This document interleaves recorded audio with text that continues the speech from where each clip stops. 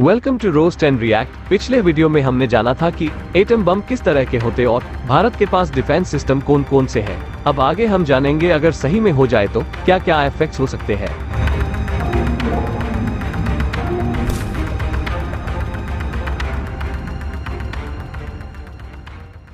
Welcome to Roast and React. Please like and subscribe. Pakistan ने अब तक जिन परमाणु बमों का परीक्षण किया है उनमें से सबसे शक्तिशाली बम की शक्ति 40 KT थी। मान लेते हैं पाकिस्तान 50 KT के बमों का प्रयोग करता है और BMD के होने के बावजूद एक परमाणु बम दिल्ली और मुंबई पर गिरते हैं। नुकसान कुछ ऐसा होगा।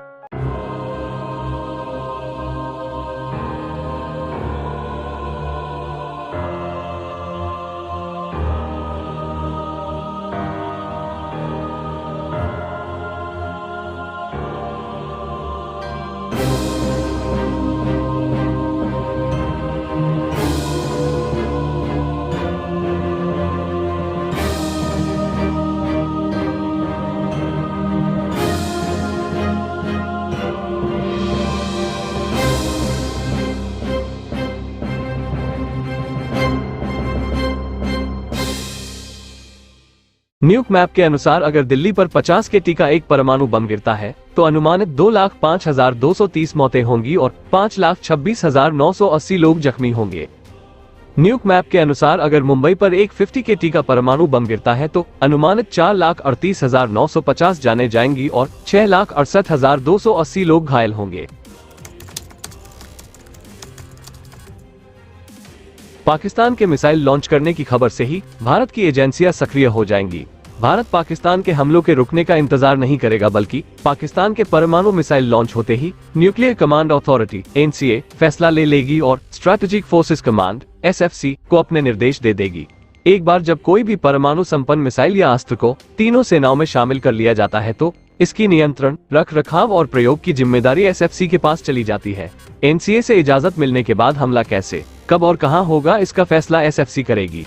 NCA से इजाजत मिलने के बाद हमला कैसे, कब और कहां होगा इसका फैसला SFC करेगी। भारत अपने शहरों का बचाव और पाकिस्तान पर हमला एक साथ करेगा। भारत ने पोखरण में जिन परमाणु बमों का परीक्षण किया था उनमें से सबसे शक्तिशाली बम की ताकत 60 KT थी। मान लेते हैं कि भारत 100 KT के बमों का प्रयोग करता है। चूंकि पाकिस्तान के पास कोई बैलिस्टिक मिसाइल डिफेंस शील्ड नहीं है तो भारत के हमलों का असर और तबाही बहुत ज्यादा होगा।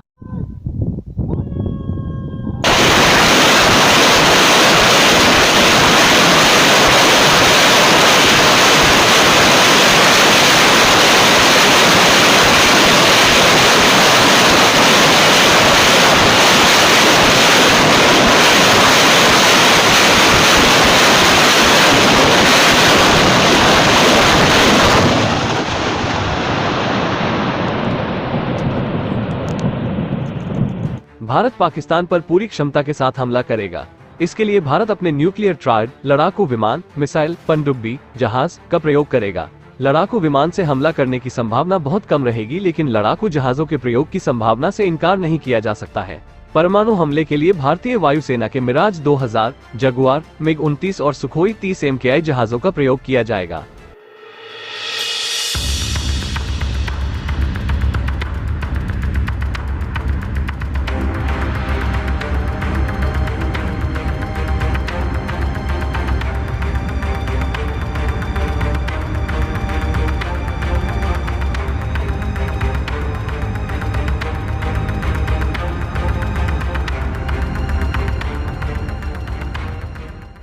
जमीन से हमले के लिए भारत अपनी पृथ्वी और अग्नि मिसाइलों का प्रयोग कर सकता है।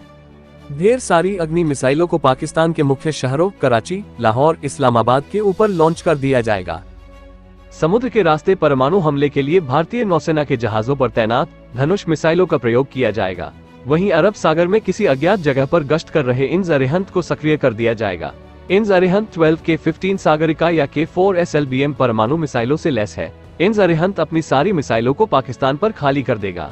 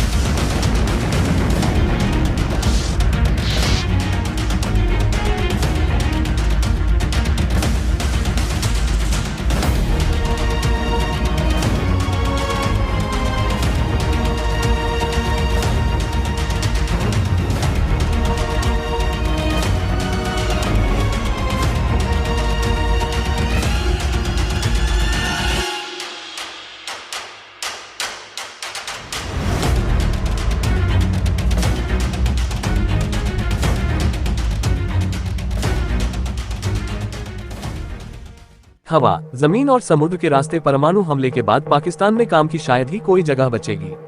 भारत और पाकिस्तान 1991 से ही हर वर्ष 1 जनवरी को अपने अपने परमाणु ठिकानों की जानकारी एक दूसरे से साझा करते आए हैं।